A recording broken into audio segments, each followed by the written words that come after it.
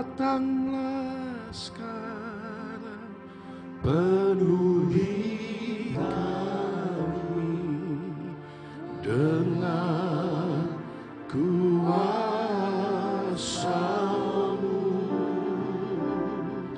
Urapi kami sekarang ini dengan api Roh-Mu. Datanglah sekarang, datanglah sekarang, penuhi kami dengan kuasa-Mu. Urapi kami sekarang ini dengan api Roh-Mu. Dari awal kita katakan Yesus Tuhan ditinggikan. Katakan bersama. Yesus Tuhan ditinggikan atas segala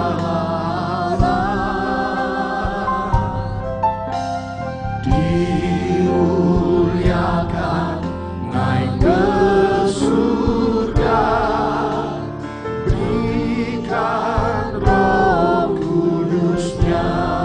Sekali lagi, Yesus Tuhan, Yesus Tuhan ditinggikan atas segala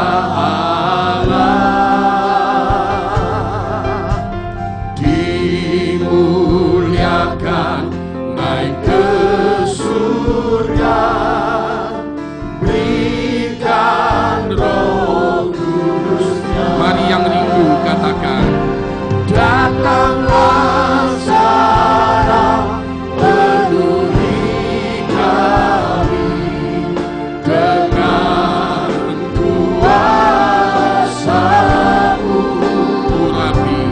Urapi kami sekarang ini dengan api. Sekali lagi katakan, datanglah, datanglah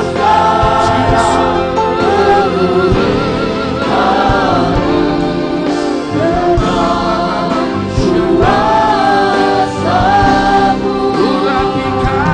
Urapi kami sekarang ini dengan api Roh-Mu. Katakan Roh Kudus. Roh Kudus, ini hamba-Mu. Ini hamba-Mu. Roh Kudus, penuhi hamba. Roh Kudus, penuhi hamba-Mu. Penuhi hamba. Sekali lagi, Roh Kudus. Jemaat saja katakan, Roh Kudus. Sekarang katakan, Roh Kudus, ini hamba-Mu. Mari angkat kedua tangan kita, angkat hati kita dan tangan kita, rindukan hanya Tuhan.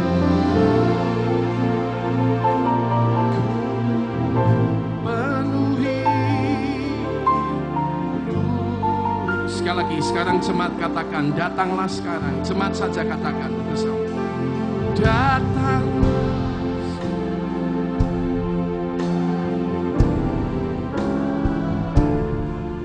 Dengan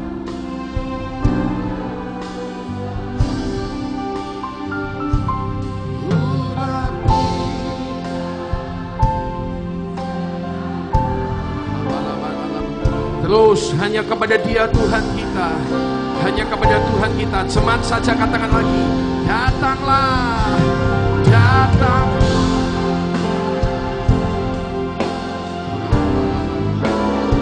Hanya Engkau,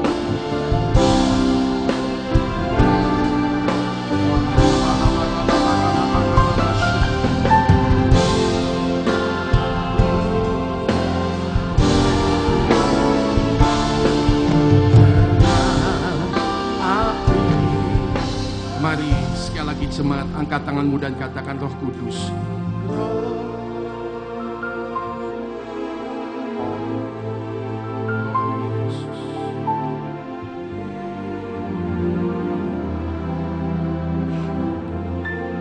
Roh Kudus.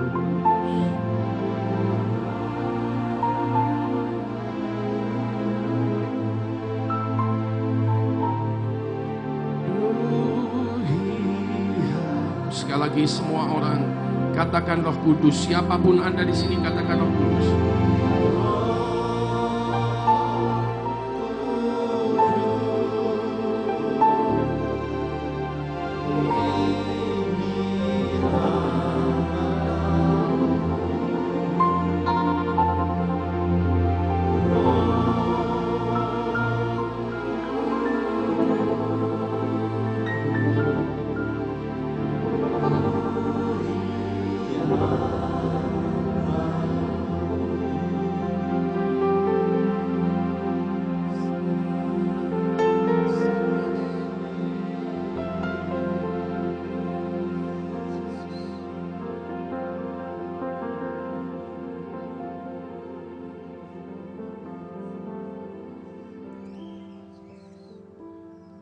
Anda boleh duduk, Anda boleh berdiri, nantikan Tuhan saja terus.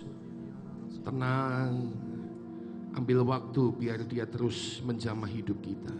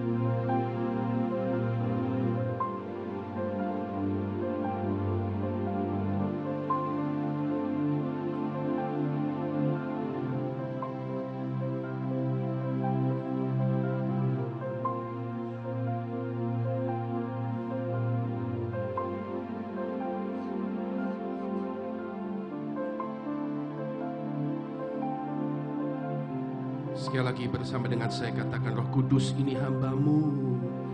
Roh Kudus ini hamba-Mu.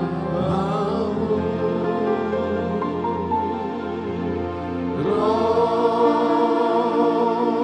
Kudus penuhi. Mari dengan bersukacita sekarang katakan, Roh Kudus, terima kasih Tuhan.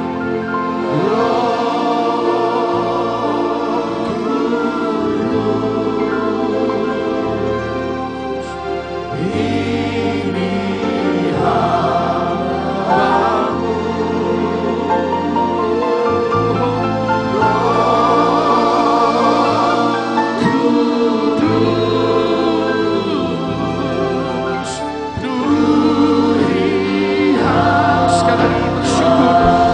Memenuhi hidup kita, katakan Kudus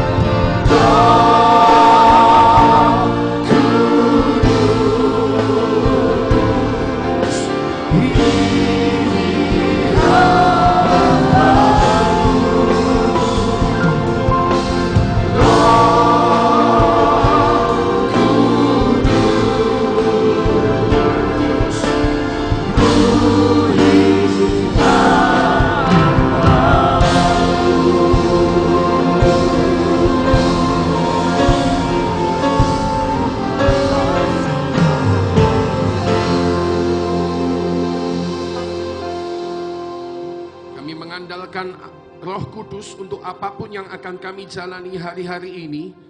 Kami andalkan Roh Kudus karena Engkau adalah pribadi yang Yesus utus ketika Engkau naik ke surga, Tuhan. Hari ini kami mau bersukacita untuk menikmati rahmat-Mu, Tuhan. Kami tahu bahwa ada yang spesial dengan setiap hari perayaan umat Kristen. Natal ada yang spesial, Tuhan. Paskah pasti lebih spesial. Kenaikan Yesus Kristus lebih spesial lagi, Tuhan. Karena Engkau bukan hanya sekedar pergi, tetapi Engkau melakukan perkara-perkara penting sehubungan dengan kepergian-Mu. Kami mengandalkan pekerjaan Roh Kudus di tengah kami, yang sepanjang pagi ini akan kembali menjamah kami, sepanjang minggu ini akan mengurapi kami. Sepanjang minggu ini akan Tuhan membuat kami menikmati pertolongan dan anugerah-Mu dalam hidup kami. Terima kasih Tuhan.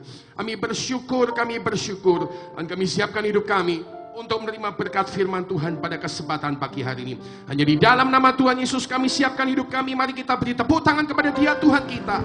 Haleluya, haleluya.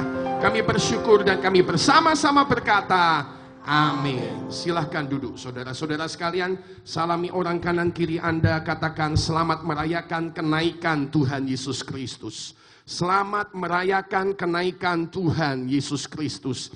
Selamat merayakan kenaikan Tuhan Yesus Kristus. Haleluya, haleluya, haleluya, haleluya, haleluya. Saudara sekalian, memang dari 3 perayaan yang ada dalam hidup umat Kristen, yaitu Natal, Paskah, saudara sekalian, dan juga kenaikan Tuhan Yesus. Seringkali peristiwa kenaikan Tuhan Yesus Kristus ini merupakan sesuatu yang agak luput diperhatikan ya di dalam gereja Tuhan. Kita harus jujur tentang perkara ini karena memang perayaannya tidak semeriah Natal atau semeriah Paskah, sehingga kadang-kadang kita lewat dengan situasi yang penting ini. Tetapi biarlah saudara sekalian kita juga menikmati hari ini, kita memahami bahwa bahkan dalam perayaan hari ini ada sesuatu yang spesial, yaitu Roh Kudus bagi hidup Anda dan hidup saya. Hari ini saya ingin berbagi firman Tuhan yang Tuhan ingatkan kepada saya untuk boleh dibagikan kepada Anda, yaitu firman Tuhan dengan judul perpisahan tanpa air mata. Perpisahan tanpa air mata, saudara sekalian. Buka Alkitab Anda bersama-sama dengan saya pada kesempatan pagi hari ini. Dalam kitab Lukas pasal 24, saudara sekalian, ayat 36, kita akan melihat sampai ayat yang ke-53. Lukas pasal yang ke-24, Bapak Ibu, Lukas pasal yang ke-24. Kitab Lukas pasal 24 mulai ayat yang ke-36, saudara sekalian, ada cukup banyak ayat yang akan kita baca, tetapi ini akan menjadi sesuatu yang mengantarkan kita dalam perenungan yang indah. Lukas pasal yang ke-24 pasal 24 ayat 36. Saya bacakan buat pertemuan kita, dikatakan demikian. Dan sementara mereka bercakap-cakap tentang hal-hal itu, Yesus tiba-tiba berdiri di tengah-tengah mereka dan berkata kepada mereka, "Damai sejahtera bagi kamu." Mereka murid-murid itu terkejut dan takut dan menyangka bahwa mereka melihat hantu. Akan tetapi Yesus berkata kepada mereka, "Mengapa kamu terkejut dan apa sebabnya timbul keraguan-raguan di dalam hati kamu? Lihatlah tanganku dan kakiku, aku sendirilah ini. Rabalah aku dan lihatlah, karena hantu tidak ada daging dan tulangnya, seperti yang kamu lihat ada padaku." Ayat 40. Sambil berkata demikian, Yesus memperlihatkan tangan dan kakinya kepada mereka. Dan ketika mereka belum percaya karena girangnya, karena senangnya, karena sukacitanya, dan masih heran, berkatalah ia kepada mereka, "Adakah padamu makanan di sini?" Lalu mereka memberikan kepada Yesus sepotong ikan goreng. Ia mengambilnya dan memakannya di depan mata mereka. Lalu ia berkata kepada mereka, "Inilah perkataanku yang telah kukatakan kepadamu ketika aku masih bersama-sama dengan kamu, yakni bahwa harus digenapi semua yang ada tertulis tentang aku dalam kitab Taurat Musa, dan kitab nabi-nabi, dan kitab Mazmur." Lalu Yesus membuka pikiran mereka, sehingga mereka mengerti kitab suci, mereka paham. Katanya kepada mereka, ada tertulis demikian, Mesias harus menderita dan bangkit dari antara orang mati pada hari yang ketiga. Dan lagi dalam namanya berita tentang pertobatan dan pengampunan dosa harus disampaikan kepada segala bangsa, mulai dari Yerusalem. Kita baca ayat 48 bersama, katakan 2 dan 3. Kamu adalah saksi dari semuanya ini. Lanjutkan pembacaan kita. Ayat 49 katakan 2 dan 3. Dan aku akan mengirim kepadamu apa yang dijanjikan Bapakku, tetapi kamu harus tinggal di dalam kota ini sampai kamu diperlengkapi dengan kekuasaan dari tempat tinggi. 50, saya baca buat Anda. Lalu Yesus membawa mereka keluar kota sampai dekat Betania. Di situ Yesus mengangkat tangannya dan sekali lagi memberkati mereka. Dan ketika ia sedang memberkati mereka, kata ayat 51, Yesus berpisah dari mereka dan terangkat ke surga. 52 dan 53 baca bersama-sama, katakan 2 dan 3. Mereka sujud menyembah kepadanya, lalu mereka pulang ke Yerusalem dengan sangat bersukacita. Mereka senantiasa berada di dalam bait Allah dan memuliakan Allah. Saudara sekalian, perhatikan pembacaan ayat firman Tuhan kita. Saudara sekalian, khususnya dalam ayat 52 Alkitab berkata bahwa ketika setelah Yesus terangkat dari antara mereka, murid-murid Yesus pulang, saudara sekalian, dan inilah sikap mereka, kata firman Tuhan. Mereka sujud menyembah kepada Yesus, lalu mereka pulang ke Yerusalem dengan sangat bersukacita. Dengan sangat bersukacita. Saudara-saudara sekalian, kenaikan Tuhan Yesus Kristus hari itu dimaknai oleh murid-muridnya dengan penuh sukacita. Inilah yang dimaksud, saudara sekalian, walaupun itu adalah sebuah perpisahan, tapi itu adalah perpisahan tanpa air mata. Mungkin saudara sekalian, murid-murid sempat menangis pada awal mulanya, tapi setelah waktu berjalan, murid-murid tambah bersukacita, murid-murid tambah bersyukur kepada Tuhan, murid-murid memaknai kenaikan Tuhan Yesus Kristus tanpa air mata, tanpa tangisan, tetapi penuh dengan sukacita. Nah, pagi ini kita akan belajar secara sederhana, kenapa murid-murid Yesus pulang dengan sukacita sehabis hari kenaikan Tuhan Yesus itu. Kenapa murid-murid itu, saudara sekalian, mengalami sukacita daripada Tuhan. Apa yang menjadi dasar sukacita murid-murid itu, saudara-saudara sekalian? Saudara, ada 3 perkara yang pagi ini kita akan belajar. Yang pertama, saudara-saudara sekalian, murid-murid bersukacita atau sukacita murid-murid itu terjadi karena, saudara sekalian, mereka melihat Yesus Kristus itu hidup. Mereka melihat Yesus Kristus hidup, saudara-saudara sekalian. Lukas pasal yang ke-24 ayat 36 sampai 43 tadi kita telah membaca, saudara sekalian, ketika Yesus hadir di tengah-tengah mereka, menunjukkan bahwa beliau hidup, saudara sekalian. Alkitab berkata, murid-murid senang sekali, murid-murid gembira banget, murid-murid, saudara sekalian, happy sekali. Dan apa yang menjadi dasar sukacita mereka? Saudara sekalian, yang menjadi dasar dari sukacita mereka adalah karena Yesus di depan mata mereka hidup. Yesus di depan mata mereka eksis. Yesus di depan mata mereka nyata, ada. Bahkan Yesus membuktikan tentang dia yang hidup. Sampai Yesus, Alkitab berkata, Yesus meminta saudara sekalian sepotong ikan goreng dan kemudian makan di depan mata mereka, menunjukkan bahwa Yesus punya tubuh fisik yang eksis di depan mereka. Saudara sekalian, inilah yang membuat murid-murid Yesus, saudara-saudara sekalian, dan seharusnya juga membuat Anda dan saya bersukacita, saudara sekalian, dalam hari kenaikan Tuhan Yesus Kristus ini. Kenapa? Karena kenaikan Yesus Kristus ini, saudara sekalian, menyatakan sebuah kebenaran, membuktikan bahwa Yesus adalah Tuhan yang hidup, yang menangkap, katakan amin. Saudara, kekristenan ini adalah iman yang penuh dengan sukacita. Dan saudara sekalian, kekristenan adalah iman yang penuh sukacita adalah karena dasarnya Yesus hidup. Saudara sekalian, saya tidak berkata bahwa kekristenan itu iman yang penuh sukacita karena semua akan sekedar baik-baik dalam hidup kita. Saudara, sekali lagi saya coba ulangi pernyataan saya. Saya tidak berkata kekristenan itu iman yang penuh sukacita, saudara sekalian, karena hanya sekedar ada janji diberkati oleh Tuhan, atau hanya ada sekedar janji mengalami pertolongan daripada Tuhan. Bukan, saudara sekalian. Dasar sukacita dalam hidup iman Kristen adalah karena Yesus sudah hidup, saudara sekalian. Bukankah kita punya pujian itu? Bagaimana kalau Anda dan saya nyanyikan bersama? Sebab Dia hidup, katakan sama saya. Ada hari esok, sebab Dia hidup. Ku tak gentar, karena ku tahu Dia pegang hari esok. Hidup jadi berarti sebab Dia hidup. Saudara, itulah iman Kristen. Iman Kristen adalah iman yang penuh sukacita karena yang diandalkan atau ditekankan atau yang dipegang dalam iman Kristen adalah sukacita itu karena Yesus hidup. Saudara sekalian, dalam kekristenan kita diarahkan untuk terus bersukacita, untuk terus senantiasa bersukacita. Saudara sekalian, dalam kitab Filipi 4 ayat yang keempat, Paulus dalam keadaan ada di penjara. Sekali lagi dengar jemaat Tuhan, Paulus ada dalam keadaan di penjara. Dia tetap berkata kepada jemaat Filipi yang dikasih surat sama dia, bersukacitalah senantiasa di dalam Tuhan. Sekali lagi kukatakan kepadamu, bersukacitalah. Saudara sekalian, iman Kristen adalah iman yang diarahkan bersukacita. Alkitab menunjukkan, saudara sekalian, minimal ada 3 perkara.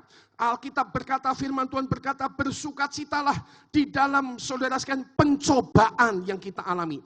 Yakobus pertama ayat yang kedua, mungkin multimedia kalau bisa membantu membuka ayat ini. Yakobus 1 ayat 2 dikatakan demikian firman Tuhan. Dikatakan, saudara-saudaraku, anggaplah sebagai suatu kebahagiaan. Atau kita baca sama-sama ya, katakan 2 dan 3. Saudara-saudaraku, anggaplah sebagai suatu apabila kamu jatuh ke dalam berbagai-bagai pencobaan. Saudara sekalian, lihat.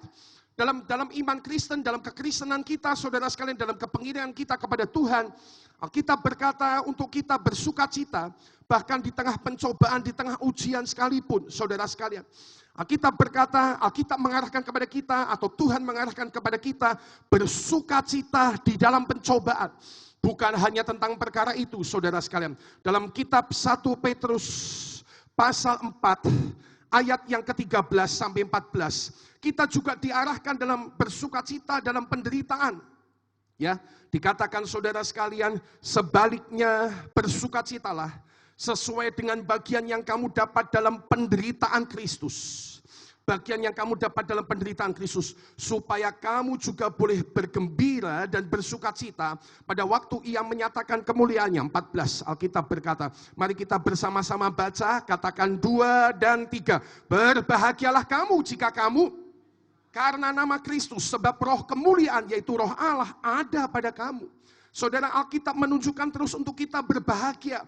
Alkitab mendorong kepada kita untuk terus bersukacita. Roh Kudus, saudara sekalian, Tuhan melalui firman-Nya terus berkata bersukacita, berbahagia, bergembira, saudara-saudara sekalian. Bahkan dengarkan pada titik yang paling puncak, saudara sekalian. Mungkin Daniel bisa siapkan diri ya nanti ya. Saudara sekalian, pada titik yang paling puncak Alkitab berkata, saudara sekalian, supaya kita juga bersukacita bahkan ketika kita menghadapi hari-hari kematian dalam hidup kita. Sesuai ayat firman Tuhan yang ada dalam Wahyu pasal 14 ayat 13. Wahyu pasal 14 ayat 13. Mari baca bersama-sama, saudara sekalian, ayat firman Tuhan ini. Katakan 2 dan 3. Dan aku mendengar suara dari surga berkata, tuliskan, katakan, berbahagialah yang mati dalam Tuhan sejak sekarang ini. Sungguh kata Roh, supaya mereka boleh beristirahat dari jerih lelah mereka, karena segala perbuatan mereka menyertai mereka. Saya mau beritahu saudara sekalian, Alkitab memberitahu kepada kita, bahkan saat menghadapi kematian kita diarahkan Tuhan untuk tetap bersukacita. Tidak usah ketakutan, tidak usah gemeteran, tidak usah saudara sekalian menjadi khawatir. Bahkan dalam menghadapi kematian, Alkitab berkata berbahagialah. Kenapa saudara sekalian? Ini sesuatu yang beda. Dunia menghadapi kematian dengan ketakutan. Dunia menghadapi kematian dengan gemetaran. Dunia menghadapi kematian saudara sekalian dengan kebingungan, kekhawatiran, dengan tekanan. Kita diarahkan menghadapi kematian sekalipun, bahkan dengan sukacita. Kenapa saudara sekalian? Kita diarahkan untuk terus bersukacita. Untuk terus bersukacita. Sebab saya mau beritahu, sebab Yesus sudah hidup. Yang setuju katakan amin dan beri tepuk tangan kepada Tuhan kita. Saya nggak tahu hari ini Anda sedang datang dengan situasi apa di hidup Anda. Ada situasi orang-orang yang sedang kehilangan pekerjaannya, bisa jadi. Ada situasi orang hadir di gereja dengan pergumulan keluarganya, bisa jadi. Bahkan ada orang-orang yang sedang hadir mungkin dalam keadaan sakit penyakit, dan dokter sudah berkata kepada engkau saudara sekalian, mungkin umur hidupmu tidak terlalu panjang. Saudara-saudara sekalian, hari ini kita melihat saja Alkitab firman Tuhan. Dan arahan dari firman Tuhan berkata kepada kita, selalu belajar bersukacita. Bersukacita dalam pencobaan yang sedang kau alami. Bersukacitalah dalam penderitaan yang kau alami. Bersukacitalah bahkan waktu diizinkan menghadapi situasi kematian. Karena saudara sekalian, apapun yang engkau alami itu tidak menjadi penting lagi. Karena bersama dengan Tuhan Yesus, semua pencobaan, penderitaan, bahkan kematianmu diubah menjadi kemenangan bersama dengan Tuhan. Itulah sebabnya dengan syukur kita bisa katakan sekali lagi, sebab Dia hidup, ada hari esok. Sebab Dia hidup, ku tak gentar. Mari tepuk tangan sama-sama, katakan, karena ku tahu Dia pegang hari esok. Hidup jadi berarti sebab Dia hidup. Sekali lagi, sebab Dia hidup. Katakan, sebab Dia hidup. Katakan sukacita. Ada hari esok. Amin. Sebab Dia hidup. Amin. Tuhan, ku tak gentar, karena ku tahu Dia pegang hari esok. Hidup jadi berarti sebab Dia hidup. Hidup jadi berarti. Hidup jadi berarti sebab Dia hidup. Sekali lagi, hidup jadi berarti. Hidup jadi berarti sebab Dia hidup. Saudara-saudara sekalian, itulah sukacita murid-murid hari itu. Sehingga walaupun mereka berpisah dengan Tuhan, mereka menanggapi perpisahan itu tidak dengan sedih, dengan air mata. Karena mereka telah melihat dengan mata kepala sendiri, Yesus sudah hidup. Dan itu artinya segala apapun pergumulan mereka menjadi beres. Tuhan tetap memegang tangan mereka di tengah situasi apapun. Tuhan tetap memegang tangan hidupmu di situasi apapun yang kau alami. Itulah dasar pertama sukacita kita di dalam Tuhan. Yang kedua, kenapa saudara sekalian murid-murid hari itu bersukacita dan mereka menjalani sebuah perpisahan tanpa air mata? Karena mereka sekarang mengerti firman Tuhan. Mereka berpisah, saudara sekalian, tapi mereka berpisah dengan satu pengertian. Mereka berpisah, tapi mereka sekarang berpisah, saudara sekalian, bukan tanpa pemahaman. Mereka tahu, saudara sekalian, apa yang sedang dikerjakan Yesus, apa tujuannya, apa maknanya, apa rencananya. Lukas pasal 24 ayat 44 sampai 48. Tadi kita sudah membaca sekali lagi, dikatakan Lukas 24 ayat yang ke-44, saudara sekalian. Dikatakan Yesus, ya, Yesus berkata kepada mereka, ayat 44 Lukas 24. Dikatakan, Yesus berkata kepada mereka, inilah perkataanku yang telah kukatakan kepadamu ketika aku masih bersama-sama dengan kamu. Tapi waktu itu kamu belum mudeng, kira-kira begitu Yesus bilang. Yakni bahwa harus digenapi semua yang ada tertulis tentang aku dalam kitab Taurat Musa, dan kitab Nabi-Nabi, dan kitab Mazmur. Ayat 45 dikatakan, lalu Yesus membuka pikiran mereka. Sehingga sekarang mereka ngerti apa yang dimaksud sama kitab suci. Saudara-saudara sekalian, salah satu hal yang paling menyakitkan di perpisahan dengan orang-orang yang kita kasih, sekali lagi ya saya ulangi ya. Salah satu hal yang paling menyakitkan atau paling membingungkan, yang paling dapat merampas sukacita dari orang-orang yang berpisah dengan orang yang mereka kasih, khususnya melalui peristiwa kematian, adalah karena mereka seringkali nggak paham. Contoh nggak pahamnya demikian. Saya tahu ada seseorang yang wanita ditinggal mati tiba-tiba sama suaminya, lalu dia tertekan sekali dan dia bilang gini, aku nggak paham. Bapak meninggal itu nggak pesen apa-apa, nggak ngomong apa-apa. Aku nggak paham. Ya. Ketika ayah saya almarhum 16 tahun lalu meninggal dunia, walaupun ibu saya itu seorang pendeta dan melayani Tuhan, tapi saya ingat salah satu pertanyaan dia adalah demikian. Ya, dia itu bilang gini, papahmu ki lu ngondi to yon. Sudah jelas loh, padahal itu pendeta loh ya, pelayan. Papahmu ki lu ngondi to yon. Kok saiki sepi, dia bingung. Sampai kemudian saya ingat hari-hari itu dia dapat buku dari seorang wanita Korea, kalau nggak salah bernama Ibu Cho, yang menggambarkan tentang surga dan keadaannya. Sejak dia menerima buku itu hatinya merasa lega, dia bilang, aku tahu ya papahmu pergi ke tempat ini, aku tahu papahmu pergi ke tempat ini. Saudara sekalian, ada banyak orang dengan peristiwa perpisahan, khususnya melalui kematian, mereka seringkali mengalami tekanan karena mereka nggak paham apa yang terjadi dengan orang yang kami kasihi. Tapi hari itu kembali kepada firman Tuhan, murid-murid Yesus berpisah dengan sukacita. Alkitab bilang, sehingga walaupun mereka berpisah dengan Yesus, pada akhirnya mereka pulang ke Yerusalem tetap sukacita. Alkitab bilang mereka senang, mereka happy. Kenapa saudara? Karena mereka paham firman Tuhan. Dan kenapa mereka paham? Karena Tuhan membuka pikiran mereka. Saudara-saudara sekalian, dalam Mazmur pasal 16 Daud berkata, ketika aku berjumpa dengan firman-Mu, maka bersukacitalah hidupku. Maka bersukacitalah hidupku. Inilah saudara-saudara sekalian, ya, kekristenan itu, Anda dan saya, kita, kekristenan kita akan sungguh penuh sukacita saat kita, saudara sekalian, terus dapat mengerti, dapat memahami, dapat saudara sekalian mengerti apa yang firman Tuhan maksud. Murid-murid hari itu sejak dibuka otaknya sama Yesus, sejak dibuka pikirannya sama Yesus, mereka tambah paham dan mereka tambah sukacita. Sekarang mereka nggak sedih lagi. Ketika Yesus dalam Yohanes 14 berkata, aku akan pergi ke rumah Bapa dan aku akan menyiapkan tempat bagimu. Pada waktu itu mereka bilang begini, Tuhan, kamu mau kemana toh Tuhan? Kamu tuh mau pergi kemana toh Tuhan? Kamu mau pergi kemana?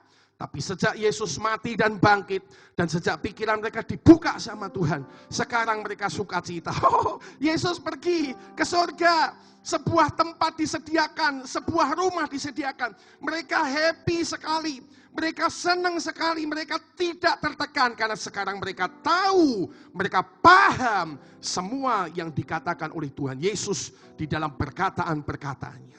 Saudara, saya percaya hari ini kita pun bisa menikmati sukacita dari Tuhan dalam apa yang sedang kita kerjakan. Kalau kita bisa lebih mengerti firman Tuhan, atau maksud saya ada banyak hal di hidup kita yang kita akan lebih bisa bersukacita kalau kita itu lebih paham firman Tuhan dalam hidup kita. Saudara, nah sekarang problemnya adalah bagaimana agar kita bisa mengerti firman Tuhan. Bagaimana agar kita bisa paham maunya Tuhan, pengertian Tuhan, firman Tuhan. Ada dua perkara yang saya ingin bagikan pada kesempatan pagi ini. Agar kita bisa mengerti firman Tuhan. Hal pertama yang saudara sekalian perlu kita kerjakan adalah mari minta pengertian dari Tuhan. Mari minta pengertian dari Tuhan. Mari minta hikmat daripada Tuhan. Saya teringat satu firman Tuhan dalam Yakobus pasal pertama. Silahkan Anda membuka Alkitab Anda, ya. Yakobus pasal 1, saudara-saudara sekalian. Ya, Yakobus pasal 1 di dalam ayatnya yang ke-5. Yakobus pasal 1 ayat yang ke-5. Saudara sekalian, kalau Anda mau, Anda baca, atau maksud saya, kita akan baca dari ayat 2. Ayat 2, ya. Supaya kita paham. Supaya kita paham. Ya, dikatakan Yakobus 1 ayat 2 demikian. Saudara-saudaraku, ini yang tadi kita baca ya. Anggaplah sebagai suatu kebahagiaan apabila kamu jatuh ke dalam berbagai-bagai pencobaan. Ayat 3. Sebab kamu tahu bahwa ujian terhadap imanmu itu nanti menghasilkan ketekunan. Ayat 4. Dan biarkanlah ketekunan itu memperoleh buah yang matang, supaya kamu menjadi sempurna dan utuh dan tak kekurangan suatu apapun. Nah, ayat 5. Ayat 5 begini. Ya. Ayat 5 dimulai dengan kani. Tetapi, nah perhatikan, kenapa tetapi? Sebab sharing gampangnya demikian. Kenapa ada kata tetapi? Sebab banyak orang kalau kena pencobaan atau ujian, itu lebih banyak sedihnya. Lebih banyak tidak happy-nya. Lebih banyak pusingnya. Lebih banyak, saudara sekalian, tertekannya. Makanya Alkitab bilang, tetapi, maksudnya begini, tetapi apabila di antara kamu ada yang kekurangan hikmat, atau maksudnya, tetapi apabila di antara kamu tentang pencobaan atau ujian itu, banyak tidak mudeng, banyak tidak paham, banyak tidak ngerti. Kalau kamu tidak paham, tidak ngerti, tidak mudeng, sekarang ini yang perlu kamu kerjakan. Hendaklah kita, memintakannya kepada Allah. Maksudnya minta hikmat kepada Allah yang memberikan kepada semua orang dengan murah hati, dengan tidak membangkit-bangkit. Maka hal itu akan diberikan kepadanya. Kadang-kadang hidup kita itu kan begini ya.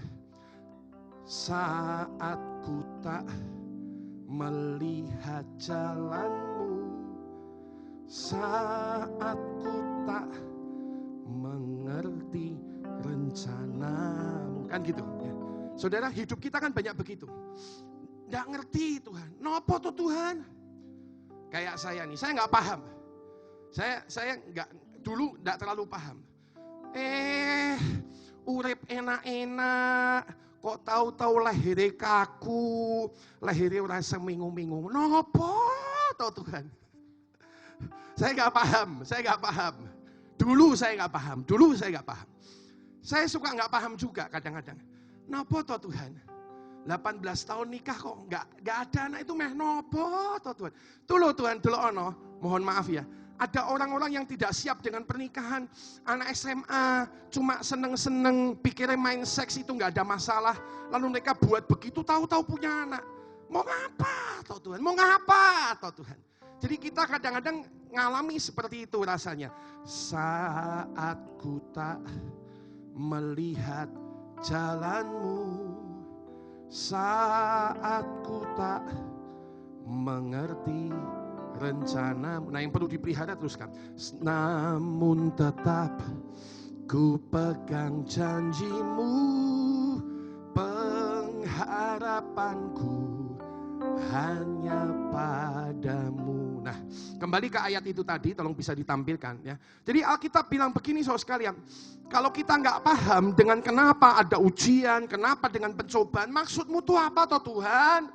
Anakku tiba-tiba meninggal dunia, orang tuaku tiba-tiba meninggal dunia, maksudnya itu apa toh Tuhan? Maunya tuh apa? Alkitab bilang, tetapi apabila di antara kamu ada yang kekurangan hikmat atau ada di antara kita yang nggak mudeng, nggak paham, hendaklah ia memintakannya kepada Allah. Jadi kembali kepada poin tadi saudara sekalian, firman Tuhan. Hal pertama supaya kita bisa mengerti firman Tuhan dalam hidup kita, kita diajar untuk kita memintanya kepada Tuhan. Kita diajar untuk meminta kepada Tuhan ya. Kita diajar meminta kepada Tuhan bukan hanya sekedar hati percaya. Hati percaya itu penting, hati percaya itu luar biasa, hati percaya itu mantap punya. Tapi sekarang Anda perlu belajar minta ya. Buat Anda perlu belajar minta sama Tuhan. Apa toh Tuhan? Apa kehendakmu? Apa pengertianmu? Apa rencanamu ya di balik semua ini ya? Ya mungkin saudara sekalian Anda nggak paham ya seperti yang minggu kemarin saya sharing sama Anda ya. Satu hal terus pelihara bahwa tangan Tuhan sedang merinda karya mulia dalam hidup Anda. Nah, tapi nomor 2, agar kita bisa lebih lagi ngerti firman Tuhan, setelah Tuhan bicara sekarang supaya kita bisa sukacita loh ya.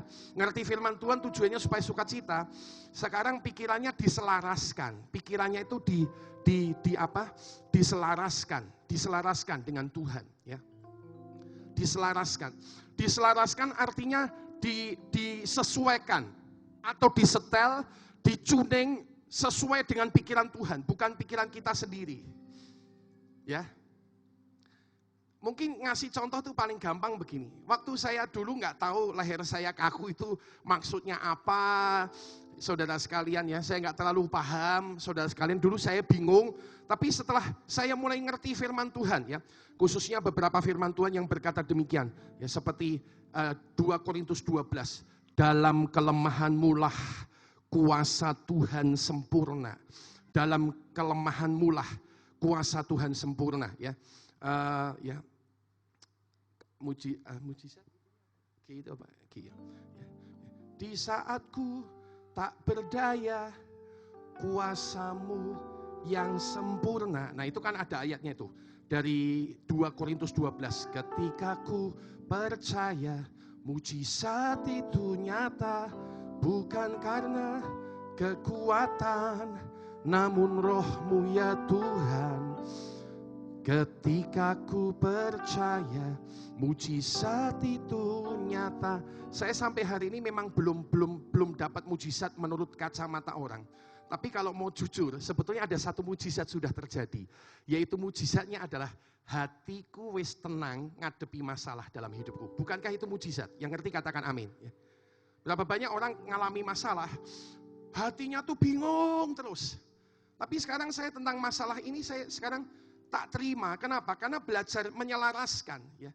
Belajar menyelaraskan ya. Salah satu hal yang saya suka doakan kepada Tuhan adalah, ini lagu kuno Den, kamu tahu apa enggak ya? Buatlah jalanmu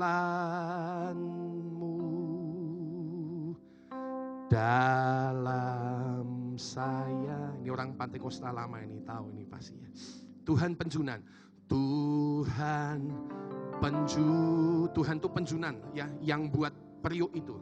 Ku tanah liat ya Tuhan, biar kau kerjakan seturut maumu. Ku sujud diam di kakimu. Kalau Anda tahu lagu ini bersama saya, katakan, buatlah jalanmu dalam saya. Tuhan penjunan aku tanah liat. Tuhan penjunan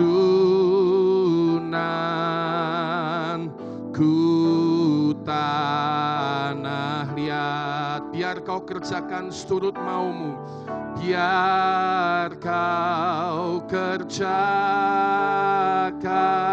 Katakan bersama saya. Seturut maumu. Ku sujud di di kakimu. Nah, waktu kita berkata demikian, ya, waktu kita berkata, biar kau kerjakan seturut maumu, itu artinya kita sedang menyelaraskan. Kita sedang setting pikiran kita menjadi seperti pikiran Tuhan. Nah, saya mau jelaskan begini, ya. Saudara, ini penting. Murid-murid itu kan selama ini sedih. Murid-murid ini kan selama ini tidak paham kehendak Tuhan ya. Mereka sedih, mereka bingung, Yesus kok mati. Ini kan juru selamat yang kami harapkan kok mati, kok disalib, kok ditusuk, diam saja dikubur. Selama ini mereka sedih karena mereka nggak paham, nggak mudeng, nggak ngerti.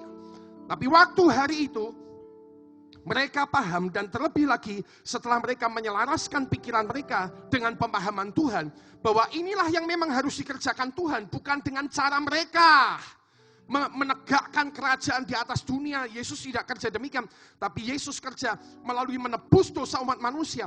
Waktu mereka paham dan waktu mereka menyelaraskan pikirannya dengan Tuhan, disitulah mereka kemudian berbahagia. Pagi ini saudara sekalian, biarlah Anda dan saya segera boleh menerima terus sukacita dari Tuhan dalam hidup kita. Yang mengerti katakan amin. Di tengah pencobaan, di tengah kesusahan sekalipun, di tengah perjuangan hidup, dengar baik-baik, pahami atau minta pengertian firman Tuhan dan selaraskan pikiranmu dengan Tuhan, maka Anda akan menikmati sukacita menghadapi apapun dalam hidup Anda.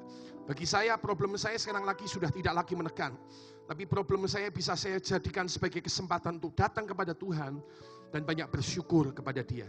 Saya tetap bersyukur kepada Tuhan lepas dari apapun yang saya alami, karena saya lihat kebaikan Tuhan ada lebih banyak dalam hidup kita. Yang paling akhir, murid-murid bersukacita. Hari itu perpisahan tanpa air mata. Kenapa, Kak?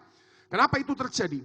Yang ketiga, murid-murid mengalami sukacita karena mereka sekarang menerima janji Bapa. Lukas 24 ayat 49. Boleh dibantu buka oleh multimedia. Lukas 24 ayat 49. Kita baca ayat-ayat yang terakhir ini, saudara sekalian. Dikatakan demikian, dan aku, kita baca 23. Dan aku akan mengirim kepadamu apa yang dijanjikan Bapakku. Tetapi kamu harus tinggal di dalam kota ini sampai kamu diperlengkapi dengan kekuasaan dari tempat yang tinggi. Kembali kepada tayangan. Sukacita murid Yesus hari itu, walaupun mereka berpisah dengan Yesus, karena mereka telah terima janji Bapa.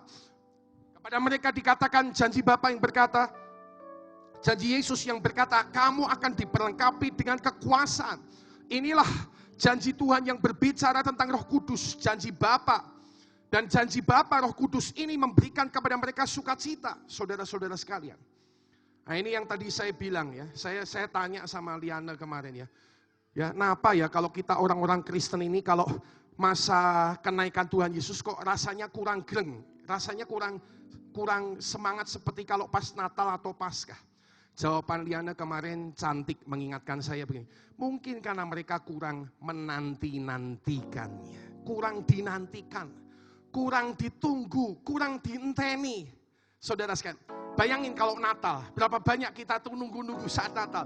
25 Desember kita semua nunggu tanggal 25 Desember. Semua orang kumpul nunggu tanggal 25 Desember. Paskah, Jumat Agung. Kita tahu ada harinya, tapi berapa banyak kita betul-betul menantikan, saudara sekalian, hari kenaikan Tuhan Yesus. Dan seringkali kita luput dengan momentum ini karena kita nggak cukup menanti-nantikan. Saya percaya inilah waktunya untuk kita bersama-sama berubah dan bertobat. Mari kita dengan sukacita menikmati saat kenaikan Tuhan Yesus. Lebih lagi tahun ini dan tahun-tahun ke depan. Yang setuju katakan amin, saudara sekalian. Dan saudara sekalian, inilah sumber sukacita kita yang sejati. Roh Kudus bagi hidup kita. Saya merasa, saudara, gereja kita memang gak terlalu banyak momentum tentang ini sekarang.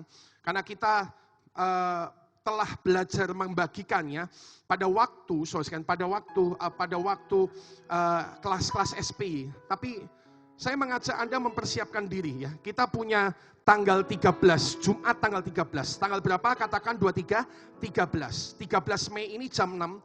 Saya ajak Anda kumpul sekali lagi, kita ambil momentum untuk menikmati pekerjaan Roh Kudus dalam hidup kita. Dan nanti puncaknya tanggal 15 Mei, biarlah itu menjadi kesempatan hamba Tuhan untuk mengantarkan kita untuk menikmati pekerjaan Roh Kudus dalam hidup Anda dan hidup saya. Saudara, inilah sumber sukacita kita. Roh Kudus bagi hidup Anda dan hidup saya. Kenapa ini merupakan sukacita yang besar? Alkitab berkata dalam Kisah Rasul 1 ayat 8, tetapi kamu akan menerima kuasa. Tetapi kamu akan menerima kuasa kalau Roh Kudus turun ke atas kamu. Dan kamu akan menjadi saksiku di Yerusalem, seluruh Yudea, Samaria, dan sampai ke ujung-ujung bumi. Saudara-saudara sekalian, sekali lagi saya bagikan dengan cepat, mungkin nanti tanggal 13 kita akan lebih perdalam. Alkitab telah mengingatkan kita bertahun-tahun ini. Amplified Bible berkata, tetapi kamu akan terima kuasa. Kata kuasa di sana, itu menunjuk kepada 3 perkara. Tetapi kamu 3 perkara itu adalah yang pertama, kamu akan menerima kemampuan-kemampuan, abilities. Ya, akan timbul dalam hidup kita kalau Roh Kudus turun, akan timbul yang namanya buah Roh Kudus, buah Roh Kudus. Orang, saudara sekalian, karakternya bisa berubah.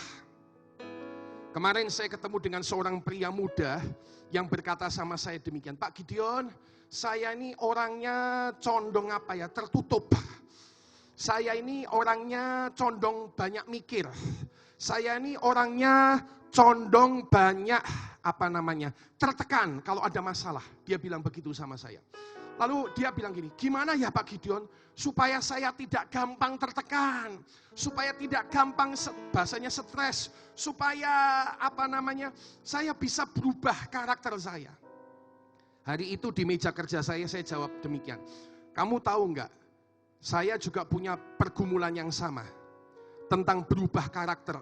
Kalau saya orangnya pemarah, saya pengen jadi lebih sabar. Kalau saya orangnya berani bertindak, perhitungannya kurang. Saya pengen menjadi orang yang lebih punya hikmat daripada Tuhan. Pergumulan kita sama, saya bilang kepada pria muda itu. Tapi saya bersyukur kepada Tuhan, saya cerita kepada pria muda itu. Sejak umur 16 tahun, saya berjumpa satu buku yang berjudul Spirit Control Temperament. Temperamen yang dipimpin oleh Roh Kudus. Buku itu mengajarkan bahwa walaupun kita pemarah, tapi kita tidak harus jadi orang yang marah di sepanjang hidup kita. Atau seperti kamu, saya bilang kepada pria muda itu, walaupun kamu tuh orangnya suka diam dan tertekan, kamu tidak harus jadi seperti itu. Kamu bisa lebih bersukacita, kamu bisa jadi lebih happy, Mas, saya bilang sama dia. Gimana caranya? Nah ini saya bilang, sharingnya adalah hiduplah bersama Roh Kudus. Karena Alkitab berkata, tetapi kamu akan terima kuasa. Kata kuasa yang pertama, itu menunjuk kamu akan ada buah-buah roh. Ada buah roh kasih, sukacita, damai sejahtera. Sukacita bahkan di tengah masalah. Damai sejahtera bahkan di tengah tekanan. Kasih yang tetap keluar walaupun disakiti. Itu bukan karya kita sendiri. Itu bukan kemampuan kita sendiri. Kemampuan kita tidak dapat, tidak mampu. Tapi Roh Kudus ada dalam hidup kita. Roh Kudus memampukan hidup Anda dan hidup saya. Itulah kuasa. Tetapi kamu akan terima kuasa. Kata kuasa pertama, Amplified Bible menerjemahkan kuasa itu berhubungan dengan abilities, kemampuan-kemampuan, bahasa roh dalam hidup kita. Nanti tanggal 13 kita lebih perdalam perkara ini. Yang kedua, Alkitab berkata, tetapi kamu terima kuasa. Kuasa itu menunjuk kepada akan ada efisiensi. Efisiensi itu hubungannya sama karunia roh. Sekali lagi saya sharingkan bahwa orang bisa nggargaji pohon dengan dua macam. Orang bisa gergaji pohon besar, atau pohon mungkin sebesar paha orang dewasa. Yang pertama pakai gergaji manual. Dua orang narik gergaji krek. Butuh mungkin 30 menit sampai 40 menit sebelum sebuah pohon besar itu terpotong dan jatuh. Tapi orang bisa motong pohon besar dengan cepat dalam jangka waktu 5-10 menit kalau dia pakai gergaji listrik. Chainsaw, lalu dia potong, itu cuma 5-10 menit pohon langsung tumbang. Nah itulah efisiensi. Sama-sama hasilnya tapi lebih cepat. Sama-sama hasilnya tapi waktunya lebih pendek. Sama-sama waktu hasilnya tapi saudara sekalian akan terjadi sebuah percepatan, kemajuan, lompatan yang lebih cepat. Itulah efisiensi. Dan karunia Roh Kudus kalau ada di hidup kita, efisiensi seperti itulah yang akan diberikan.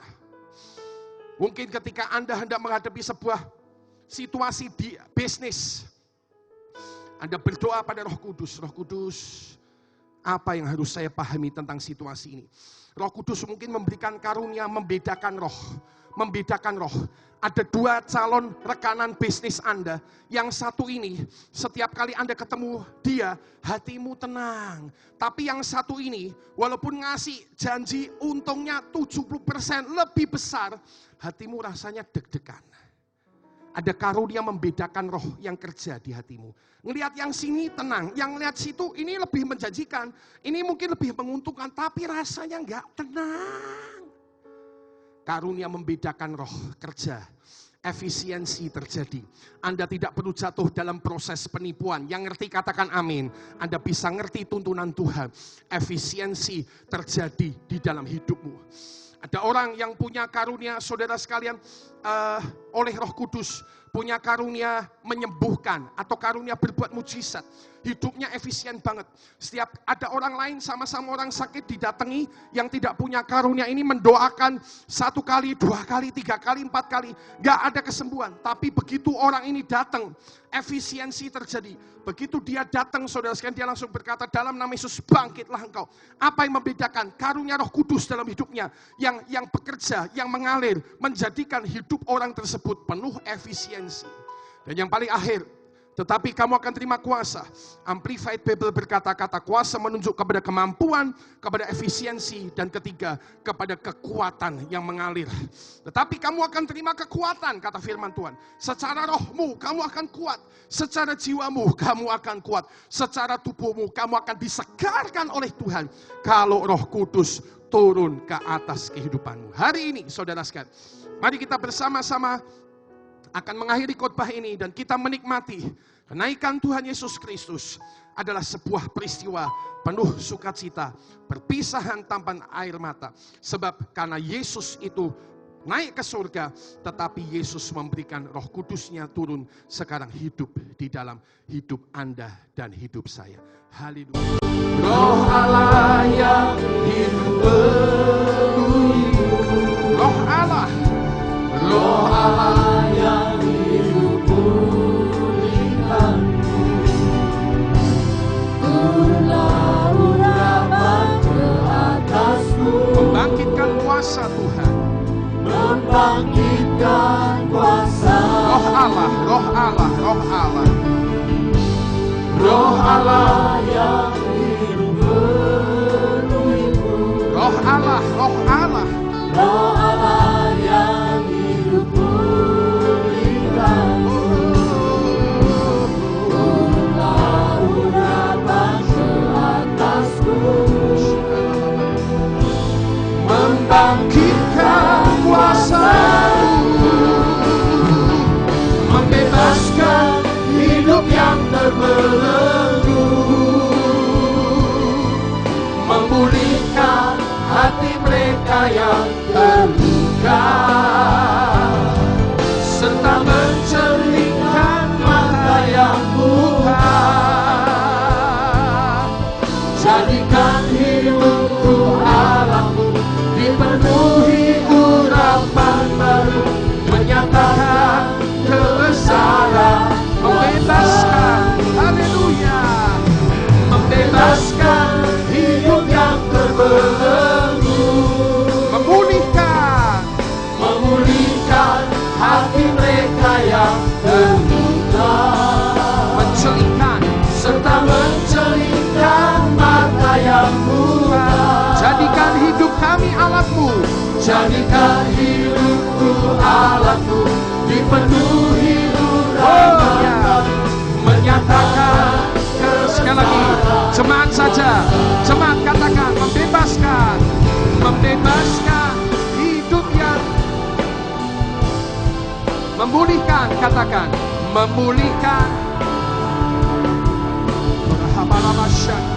ya, serta mencernikan,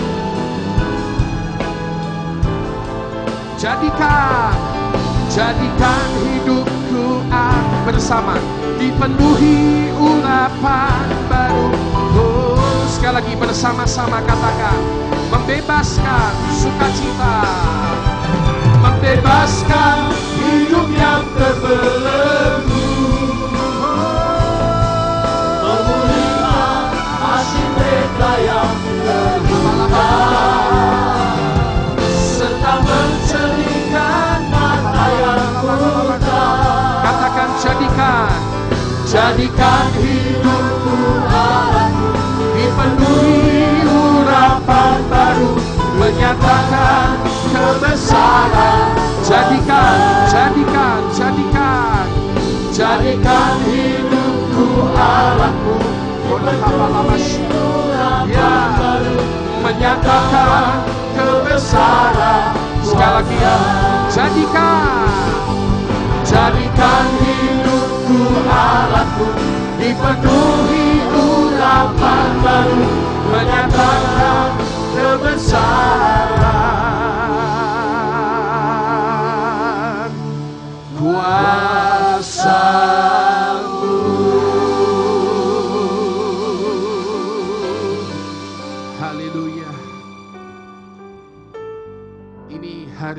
saksikan Tuhan Yesus perpisahan tanpa air mata.